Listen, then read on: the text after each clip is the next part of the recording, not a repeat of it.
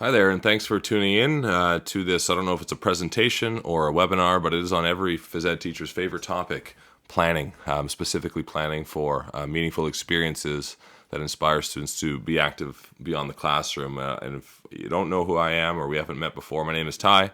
I teach in middle school, senior school phys ed at Strathcona Tweedsmuir School in Alberta, Canada, and I'm also a PhD candidate at the University of Alberta, where hopefully in the not too distant future, I'll complete my dissertation related to meaningful experiences. And I'm also privileged to co-host the Meaningful Podcast Experience with my supervisor, Dr. Doug Gleddy. Before we get going, I do want to offer some thanks in advance. Big thank you to Dr. Tim Fletcher, Dr. Gleddy, Dr. Lou, Alex Beckey, Andy Vasily, Spencer Briggs, and everyone involved in the Learning About Meaningful Phys Ed project who have really made significant contributions to this work. And I don't necessarily consider what I'm about to share as necessarily my own ideas, but rather bringing together the ideas of lots of other people who really continue to inspire me. So thank you for that. And if you don't know who the singer and the song that GIF image is of, well, then you need to brush up on your 90s pop, but maybe that will be a presentation for another day. So when it comes to planning, I really think that everything should derive from the purpose that our PE program or the individual philosophy that teachers aim to achieve. And just for the purpose of this presentation, I'm stating that what I believe that my purpose is in my teaching is to create the conditions that facilitate meaningful experiences. And my belief, and certainly the belief of some of the others that I've mentioned earlier, is that through students finding their experiences in PE to be meaningful, they will have that desire for more and seek to be active and take responsibility for engaging in physical activity outside of school.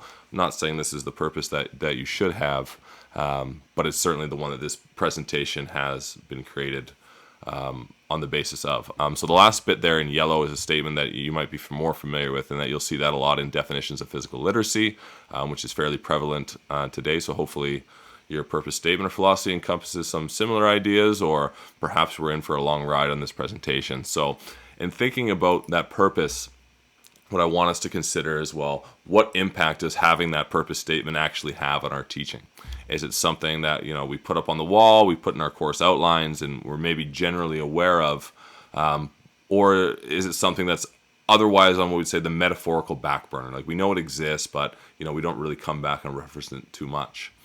Or on the other hand, is our purpose something that we put on the front burner or on the forefront of our teaching, where the decisions that we make in terms of the way that we plan, the way that we design instruction, are they really tightly aligned with that purpose?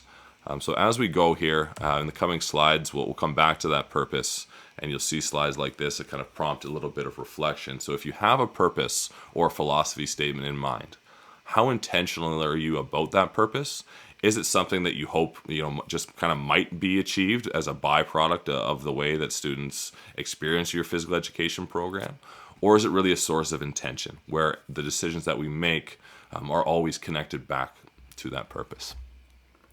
So keeping that purpose statement in mind that I've shared, the question that we're really here to answer is, how can we plan for meaningful experiences that inspire students to be active in their community? As you can see, "and" is underlined because I really want to emphasize that this is not the only way to do it. This is a way that I think makes sense to me after rattling around in my brain for probably way too long. And hopefully it's something that you find valuable, and it's something that is going to be contextually relevant in your teaching space. So how can we plan for these experiences that are going to inspire students to be active in their community? Well, let's first consider the ways that we typically plan, and if you were anything like me in the past, then you've planned probably in a few different ways. You might have started with curriculum, looked at what the outcomes are, and figure out what activities might demonstrate successful achievement of those outcomes, and kind of off you go. If you're familiar with the Understanding by Design or UBD framework, you might have broken those outcomes down into, things that students will know, things that they're able to do. We determine what evidence will be collected, and we execute the unit. And of course, in most phys ed contexts, there's always consideration for the facilities. Many schools are tight for space, so if you're in this rotation from gym to dance studio to fitness center, well, then maybe some of that planning, at least in terms of the activity that you'll be doing, is already been dictated for you. In other contexts, maybe the belief is that we want to expose students to as many different games as possible. So we're going to rotate through as many sports as we can. Or if your belief or your purpose is that, phys ed should feed an athletics program, well, then that is probably going to be indicative of the sports that you select and plan based on the ones that you offer. So whatever method that you've used to plan, I'm somewhat confident in saying that most teachers go into their year knowing what it is they're going to do. And if asked, I'm sure they could tell you why they are doing it. And when the unit arrives, they have a pretty good idea of how it is that they're going to go about it. Another way that we might visualize this is with the help of a driver metaphor, which I picked up from one of my former professors, Dr. Chunlei Liu. So thank you, Dr. Liu. Traditionally, when it comes to planning, the teacher is the one in the driver's seat. They are the experts. They consult their co-pilots, which is the curriculum and whatever tools they have in their pedagogical toolbox. And the students are really taking a back seat and they're along for the ride. But what Dr. Liu advocates for in terms of pedagogical innovation, and it also resonates with me regarding planning as well, is really rearranging that car so that the students are the ones in the driver's seat, which can sound a little bit scary, with the teachers as the co-pilot who are selecting the content and pedagogical approaches either in consultation with the students or in a way that otherwise is there to serve their needs. So in adding to our what, why, and how, is what we might want to consider is who, and how do students' interests influence our unit plan, our long-range plan, the pedagogical approaches that we're going to use, and the decisions that we make about these learning experiences. Are we generally aware of what our students' past experiences are, whether they're positive or negative in PE, and how can those impact their perceptions of their experience in your class? And thinking about their future, what is the relationship that students hope to have with physical activity in the future, and how can we go about facilitating that? And you'll see at the bottom of some slides there's some really great reading, which I will link into the video notes, and a great one by Alex Beckey is to really consider starting with who. The other question that we could ask is to be where. And if our goal or our purpose is we want students to be active outside of school, then it's really reasonable for us to consider, well, what possibilities exist in our communities? What are their characteristics? And how might our PE program represent those things? How might a PE program on an island-based community look different than a landlocked mountainous community? And for those of us teaching more in a high school context, what about the future communities that they're going to encounter? Of course, we still need to consider what activities will be selected and what curriculum outcomes, big ideas, or statements of inquiry will be established, which will connect with questions of why. Why should students participate in this activity? Why might they find it meaningful? And searching for answers to these questions, the who and the where we discussed previously, and connecting back to the purpose should really help us answer those questions so we see an alignment between all aspects here. And the very last part of that is the how we're going to do it. As stated in the purpose statement, the goal is to facilitate meaningful experiences. And well, how do we do that? And if you're familiar with meaningful physical education, then you already know where I'm going with this. But if you're not, I'll give you a very brief rundown and encourage you to check out the Learning About Meaningful Physical Education website. So to facilitate meaningful experiences, we really want to try and develop a shared language around what exactly do students find meaningful. And sometimes in the literature, we often refer to this as the features of meaningful phys ed. Things like fun and joy, challenge, social interaction, relevance, developing competence and becoming more confident. All those things contribute to students finding an experience to be meaningful.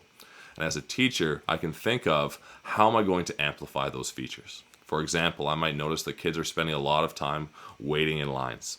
How can I amplify the feature of competence to get students, more repetitions or more engaged in the activity? I might notice that students are too challenged or not challenged enough. So how can I adjust that task accordingly to find that zone of just right challenge? But as a teacher, I cannot simply tell students why an experience is going to be meaningful to them. And that is something that they need to uncover for themselves, which is achieved through reflection. And there are many ways or many tools that we can use to try and unearth what students find meaningful. And this also includes aspects of goal setting. As when we set goals, that does involve a reflective look back. We make a consideration of our past performances or desires to determine what our goal areas are. And lastly, students can find having their voice heard to be meaningful, and democratic practice is a great way to consider how can we differentiate our class for different abilities, different desires, different goals. And this also includes setting a culture or a community of belonging. So if you're having a hard time of fitting all those pieces together, attached to this presentation, or it's going to be linked at the bottom of the YouTube, is a template which helps you try and consider these things: the who, what, why, where, and how. And there's the template includes some of the questions that I've already put in the prompts, as well as a blank template should you chose to use it. And if you can see the little QR code on there, if you were to scan that QR code, that's going to take you to a list of democratic and reflective strategies that I've collected by really creeping Twitter or X for many years, which may help you make some decisions about the tools that it is that you want to use. So again, that template will be either attached to this presentation or linked in the bottom of the YouTube. So if you notice on the template, there are little start flags. And because there are perhaps many different locations in which you could start in a way that would be really effective in achieving our purpose. Of course, we're not likely to start with how. But other than that, I don't really want to present these ideas of planning as linear, as there can sometimes be perhaps a really good reason of why we can't all start in the same location. So where to start? Well, I do think the best place to start is who.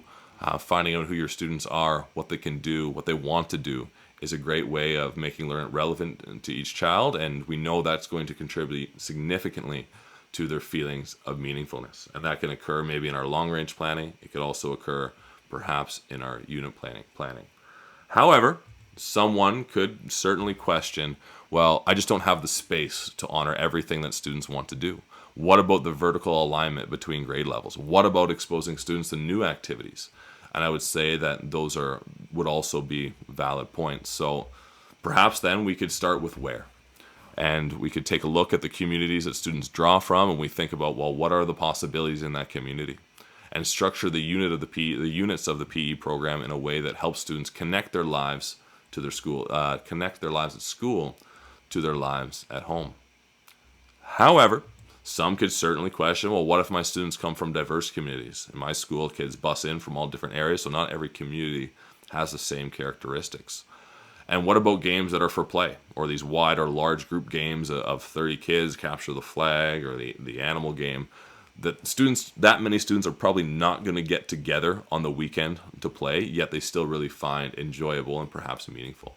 And again, I would say that those arguments are really valid points as well. So I guess in some cases, it's also appropriate to start with what. And when I refer to what here, I mean in the case that the teacher is determining what will be taught, while still incorporating aspects of who and where. Even though I might have chosen this activity for my students, the key is that that doesn't mean that the who and the where are absent. Especially the who are things that we always want to be prevalent. We just might not start with that. Again, if we start with what, some people might question, well, what about the student interest? What about what they want to do? What about the local community? Or what Dr. David Yeager refers to temporal discounting. And this is the idea that rewards in the future, and when I say rewards in the future, I'm meaning things that teachers often reference to students, as in, this is really beneficial for your health, so you're healthy in the present, but also the future. Or this is an activity that, if you learn it now, you might encounter it in the future. And those rewards in the future, young people really find as less valuable than rewards or meaning in the present. And if you were to ask a 7th grader if they rather $5 right now or $10 in a year, I think we probably know what most of our 7th graders would say. So it's not really a place to start, but in thinking about the breadth of your program or the design of your program, it's really a balancing act. And it comes back to purpose. How likely is a PE program that never bothers to connect with students to the local community likely to achieve that purpose? How likely is a PE program that never bothers to take students' interest into consideration likely to achieve that purpose? And at the same time, a PE program that doesn't allow teachers to take kids by the hand and show them new possibility might not actually achieve it either. So I'm not saying by doing all of these things our purpose will certainly be achieved, but I think it's too important to leave it up to chance, or it's something that we just leave to the back burner. So what I'm going to do now is just look at a couple examples. Some of these are examples from my teaching. Others are just hypothetical examples. And what I'm going to try and show is how we can start in different places, but at the same time, we can pull all of these ideas together. So let's start with a what of basketball. And the reason why we are doing basketball, it could be anything. It could be because of vertical alignment. It can be that you're not in a position where you can dictate exactly what kids are doing and you're stuck doing basketball. It could be a facility thing. It could be a resources thing. But for whatever reason, we're doing basketball. So another question that we could ask ourselves are like, well, if we really value connecting students with their communities, where might students continue to participate in basketball? And certainly, one place that they might do it is on the school sports team or a club sports team, a traditional 5-on-5 competitive basketball. And maybe the decision that you make about that can be different. If I grew up in a high school that had over 2,000 kids, so the opportunity that kids had to play basketball was pretty limited. On the other hand, if you're at a really small school with maybe that this is more of an avenue to pursue. Kids might also play basketball at the park. Maybe in their communities or at recess there is a basketball court they can play on, and we think about, well, what might that game look like? The chances are it's probably not going to be a full court game, and it's probably going to be small-sided, maybe 2-on-2, 3-on-3, 1-on-1. No referees, so kids need to kind of take the responsibility to police themselves. But maybe it's not actually playing a full-fledged game of basketball. Maybe it's that there's somebody in their community or their neighborhood or one of their friends has a basketball net in their driveway. And what they're more interested is not necessarily playing one-on-one, but maybe just, having a chat and shooting games. And perhaps it has nothing to do with actually playing basketball, but it has to do more with other roles that are involved. And I don't know if you've seen that he was on Good Morning America, but it's this kid, I forgot his name, youth referee. Great way to stay engaged with the game of basketball if for whatever reason you're not interested in playing it, but you still really want to engage with the game. Okay, how can our phys ed create opportunities for these kids? So there's lots of different wheres. You could probably think of a couple others, but now we have our what, we have our where. How can we start to pull in the who? So we know that basketball is our option. We know there's different ways to play it, and the important thing here is I don't want to make the decisions necessarily about what exactly it is we're going to explore. I want to find out what's my students interested in. So for the sake of this argument, we'll just say that we're in this unit going to administer a pre-survey. We're going to ask students in this upcoming basketball unit, what is it they're interested in learning? And this is going to help us make decisions about both pedagogy and about curriculum. Okay, so some of our options are, it can be related to competitive basketball. It can be related to playing at the park or recess. It can be playing shooting games with friends. It could be officiating basketball. Maybe for some kids it's transfer. Maybe they're not basketball players, but maybe they're really interested in ice hockey if you're in Canada or handball, and they want to understand, hey, how can playing this sport help me? Or maybe it's something else. So let's say that we're going to administer that pre-survey and we get a bunch of different responses. Maybe you have two classes of the same grade. In one group, we see that there is more interest in transfer or interested in playing small-sided games in the park, but a lot of kids seem really interested in just being able to play shooting games in their neighborhood, which I've labeled as driveway. But your other class, we see more people who are interested in refereeing. Wow, a whole 10 kids interested in refereeing. That's quite a lot. And again, way more interested in transfer. So if you have these two classes, how might the learning look different in these two? For the group that's more interested in the refereeing and the transfer, well, maybe that's just helping you decide on a pedagogical approach related to sport education or teaching games for understanding. But I would say that the key here is that it's not necessarily majority rules. It's that, okay, these are what most kids are interested in. Sure, it might help you with your plan, but we really want to be able to differentiate for all the things that kids really want to learn, and that's when we get into the how. And so the differences in what students want to learn really helps support a democratic approach.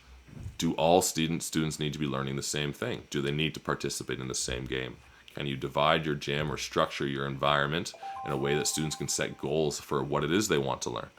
Maybe some kids want to get better at shooting and to play a game of 21. How can we structure the environment to support students in that decision making? Is it possible to divide your gym in a way that the students who are really keen on competitive basketball have an opportunity to play 5-on-5, and you can have conversations with them on the side about different types of defense, zone, man-to-man, the pros and cons of each? While at another part of your gym, kids are playing 2-on-2 small-sided games more socially, and learning how to manage the game themselves without a referee, as you often do in those more informal environments. Through reflection, students can understand what it is about that activity they find meaningful. Is it by refereeing that I can stay connected with my friends who play on the team? Is it enjoyable to play in 21 with your dad? By playing 3-on-3, is it that we get more opportunities? And so what is highlighted there are some of those features, or that language of what it is that kids find meaningful.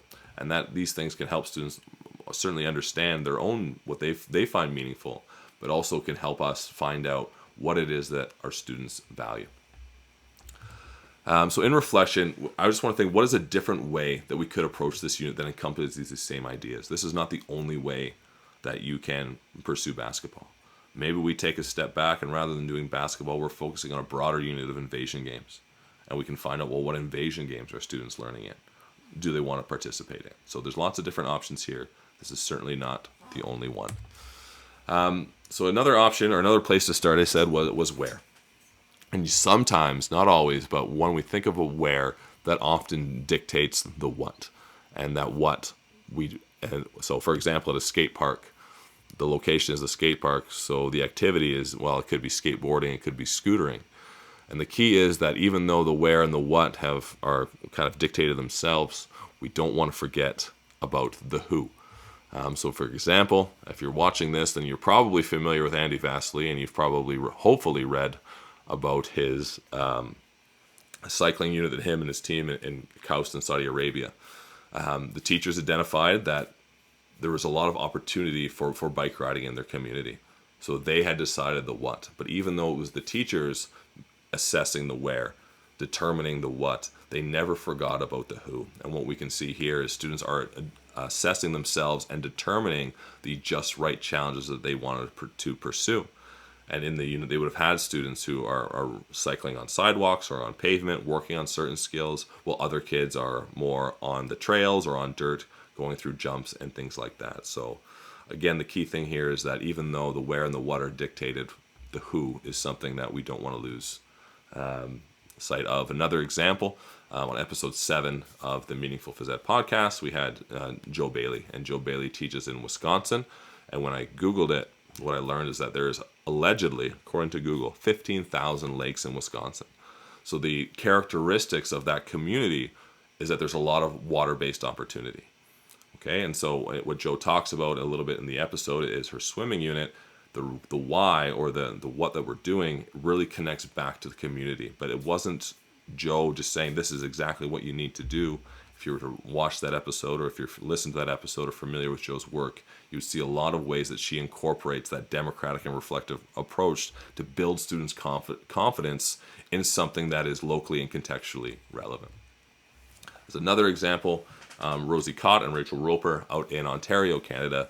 I guess you could almost add this as a when, but they center some of their units around adventure running. And there's Don't Get Lost is a great opportunity for their kids to participate. So that's the where. The what is obviously adventure running, but again, they don't forget about who. It's not that, hey, we're all going to do this because this is an opportunity. If you're familiar with their work, they do a lot of reflection where students are actually making choices about, is this something that I only want to do in a phys ed class? Is this something I just want to do socially for fun? Or is this something that I want to compete at? So they're engaging students in the reflection and not forcing them into an opportunity, but just trying to engage them in what are the possibilities and providing that opportunity should students decide to pursue it. As another example for where is a Frisbee. And this is a unit that I had designed for another purpose. So I will actually link this unit as it's a 4 or 5 lesson. It should extend much longer resource, which will also be linked in YouTube. But let's imagine a where of something as simple as Frisbee. What are the possibilities with the Frisbee? Well, maybe you have a local disc golf course, outdoor field space is great, or there's games that we can play in the backyard. So with that knowledge that there's so many different places that we can play a Frisbee, we're going to actually play a variety of Frisbee-related games. We're going to play Can Jam, a game called Tips, Ultimate Frisbee, and disc golf. And disc golf, maybe you don't have the actual equipment to do it, but it works great with just sticks in the ground or hula hoops to make your own targets. So to incorporate the who, what we're going to do is give a period of sampling. And what's nice about these activities that we're sampling is that the skills, there's evidence of skills and strategies in each activity. So one of the things we can become concerned about is, well, how is it all going to be assessed? Well, you can still assess skill technique in any form of these Frisbee games. You can still assess strategy. There is strategy in disc golf of understanding whether we're going to lay up, where we're going to place it, how much risk that we're going to take. So after this period of sampling, students are going to make choices regarding which Frisbee-related activity they'd like to continue with and set related goals. So again, students will participate in each activity. We're going to provide opportunities for autonomy, and that might look like designing our own disc golf course. That's a just right challenge. It might be modifying the rules of ultimate to support enjoyment, so that when you drop a Frisbee, maybe it's not an instant turnover as it is in the official rules, so that kids who are still building skills can still continue to play confidently. At the end of each activity, students will reflect using an equalizer on the features that they connect with or don't connect with. Are they connecting with disc golf because it's more social? They can kind of walk and chat with a friend. Are they connecting with Ultimate Frisbee because it's more of a challenge? Is Can-Jam fun? These are some of the questions that we want to ask kids, and after this sampling, again, they will make choices or set goals for what they want to participate in for the remaining lessons. So again, that's trying to incorporate the where, the possibilities in the community, what are the options, but also not forgetting about the who and what kids might want to participate in. And again, this Frisbee for Leisure unit plan is also linked in the video notes. And hey, even if you're lucky, if you're able to, a field trip out to the local disc golf course or park would be great. So again, thinking about your local community, what opportunities are present in your students' local communities, and how can we go about trying to connect students to those? Lastly, this is not a hypothetical example. This is a real example, and here, what I'm trying to do is start with who. It is a bit of a where-who combination, but we're really trying to engage students intentionally about their local communities, and the unit is called very explicitly Active in My Community. And so what I had students do is, as I mentioned earlier in the video, our students bust in from all over the place. So everyone's community is a little bit different. So I have students take a photo of a place that they believe they could be active in their community. This is a real students, but I've removed obviously their name, and some students will take pictures of their backyard. Other students, if they forget to take a picture, we use just go on Google Maps, and they'll take like a satellite view and they'll see what's kind of near them. And then I have them list all the activities they could possibly do. So what are all the possibilities?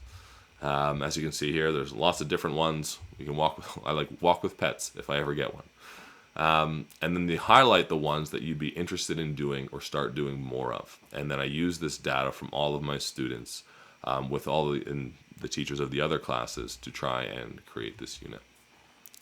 So the what became 3 things: biking, soccer, and target games. And biking was probably the one that was popular amongst students, and this is something that we see is also really well resourced in our community. In Calgary, if you've ever been to Calgary, has really excellent biking trails, and a lot of it, and it's really accessible for students. Most students can go from their community right to a trail regardless of where they live. Soccer was really popular amongst students, as they saw, well, an open field, we could play small-sided soccer. We don't really need like soccer nets. You can use bags or pylons for goals. And that's funny because it was different from last year's class when we ran this unit. They were interested more in striking and fielding games. Target games is something that is not identified by students. But when we see pictures of students who in their backyards or in these other places, the teachers see it as a possibility. And so this is a good example of we're not always just going to do the focus on what students want. We're also going to try and integrate things that as teachers we have the expertise to see as possibilities. And so again, the way that we did it is students will sample each activity. Students end up making choices of target games. We didn't have like enough resources for every kid to be playing the same target game at the same time. So students made choices of different target games. Sometimes they created their own. Again, we ran out of resources, so a couple kids had golf clubs, and they were kind of playing, I guess, a game of, it looked like cornhole, but with chipping golf balls. And at the end of these lessons, students will reflect on the features of the activities that they connect with. So we can see here, this is a crumpled up piece of paper. From biking, where I'm asking students, like, well, what is it that you're connecting with while biking? For a lot of kids, it was fun. For a lot of kids, it was adventure or the challenge of it. And then at the end of the unit, students are going to make more choices regarding their participation. And here, this is our choice board. This is actually from my previous group. And we see they've got choices of biking, softball, and soccer. And I'm asking them, what are you going to choose today? But also to consider why are you going to choose it? And so we see fun is a big driver. Social interaction is a bit of a driver as well. So in reflection, how do you or how can you incorporate the who into your lesson, unit, and long-range planning? Okay, going back to Dr. Liu's driver model of pedagogical innovation, how can we put students in the driver's seat? Not necessarily all the time. Maybe they need some guardrails, but how can we put them in a position where they feel like they're having that agency, that they're in control of their learning?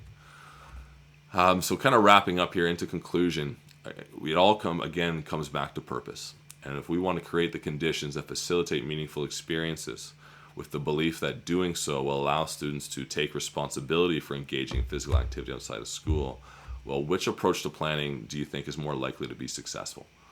Our traditional approaches to planning, which kind of incorporate the what, the why, and the how, or more of an intentional consideration for certainly those things, but also more intention surrounding who and where that these opportunities might exist. So that's it for me. Thank you for lasting this long. If you have all the templates, any of the resources and things that I've mentioned will all be linked into YouTube. And again, thank you. And I'm always open to hear your ideas of how this can be improved or the ways that it might work or might not work for you. So any critique or feedback that you have, you can always reach out to me via email. And I am still on X at Tyritic. So again, thank you very much.